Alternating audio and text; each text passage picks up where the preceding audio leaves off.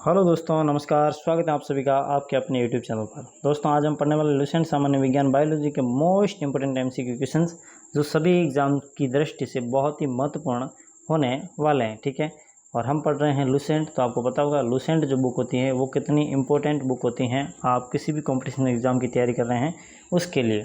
तो चलो आज का आप फर्स्ट क्वेश्चन देख लेते हैं। 303 नंबर से आज शुरुआत करेंगे। इससे पहले वाले जितने भी क्वेश्चन है वो अपने पहले वाले वीडियो में कवर कर लिए हैं और आपकी जो फिजिक्स है वो भी कंप्लीट हो चुकी है।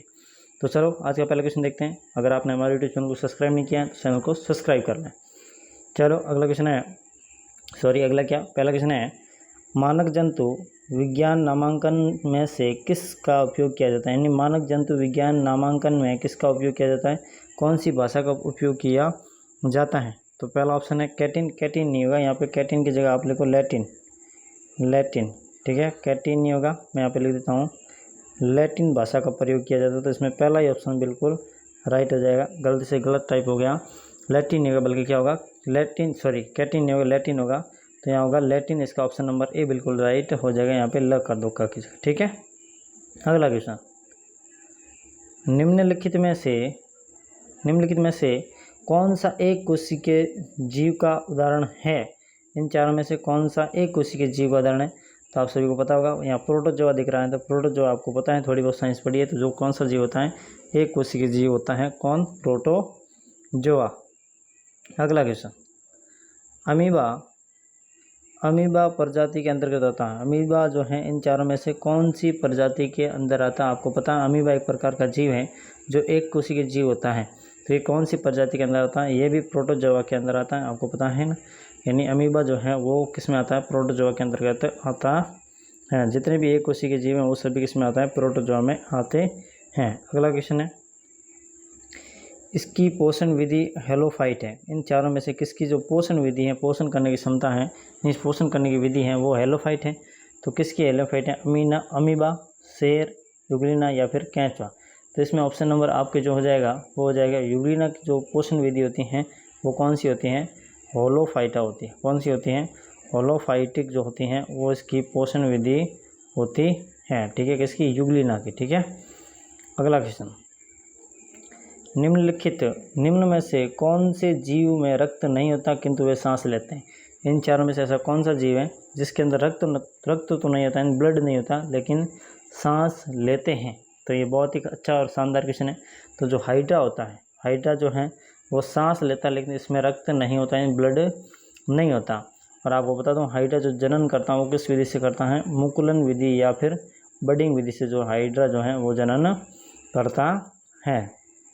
अगला क्वेश्चन है, निम्नलिखित जीवों में से कौन सा जीव मुकुलन यानी बडिंग द्वारा प्रजनन नहीं करता? इन चारों में से आपको बताना है ऐसा कौन सा जीव है जो बडिंग द्वारा यानी कि मुकुलन विधि द्वारा प्रजनन नहीं करता। मूंग बडिंग द्वारा करते हैं, हाइड्रा मैंने आपको बताया बडिंग द्वारा करते हैं, स्पंज जो है वो भी बडिंग द्वारा करते हैं, लेकिन एनालिडा जो होता है ये बडिंग के द्वारा जनन नहीं करता। तो इसका ऑप्शन नंबर डी बिल्कुल राइट हो जाएगा। अगला क्वेश्चन, निम्न में से कौन कीट नहीं है? इन चारों में से ऐसा कौन सा है जो कीट नहीं है? तितली कीट है, तिलचट्टा कीट है, मच्छर है। ठीक है, मच्छर कीट है लेकिन मकड़ी कभी कीट नहीं होती। तो इसका ऑप्शन नंबर डी बिल्कुल राइट हो जाएगा। मकड़ी जो है इसमें कीट नहीं होगी। ओके दोस्तों, अगला क्वेश्चन, अगर आपको पीडीएफ चाहिए तो हमें कमेंट बॉक्स में जो है कमेंट जरूर करें।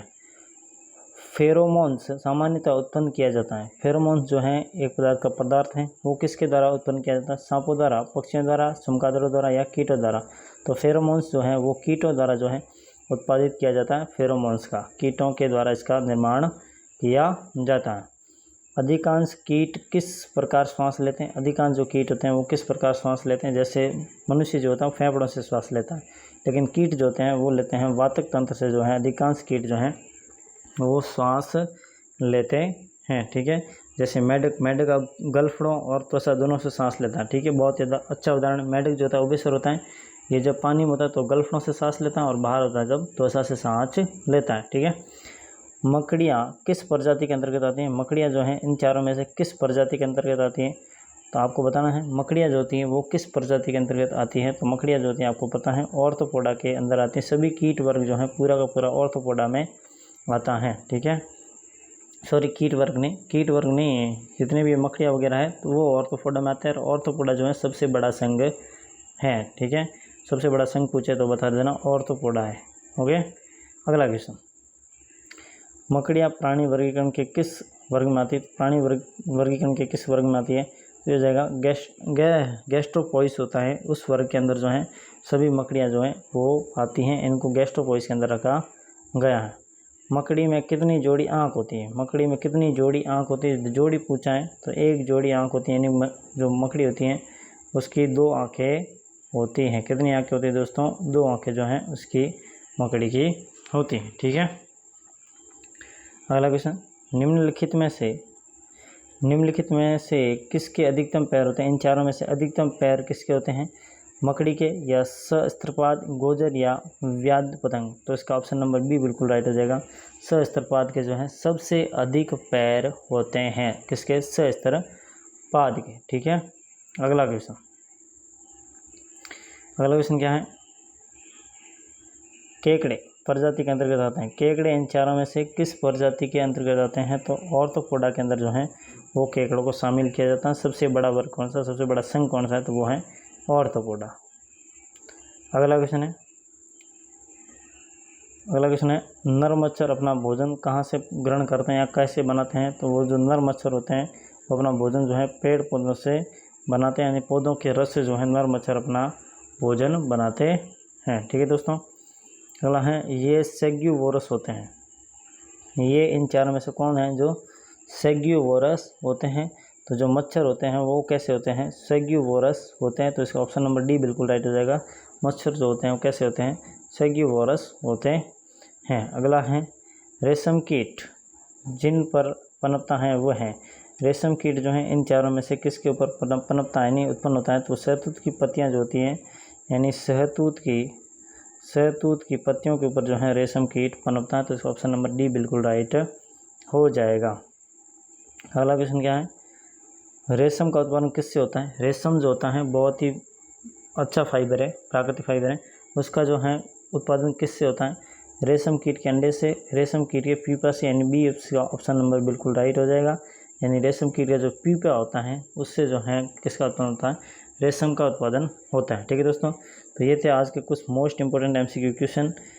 वैसे ही क्वेश्चन मिलेंगे आपको अगले वीडियो में।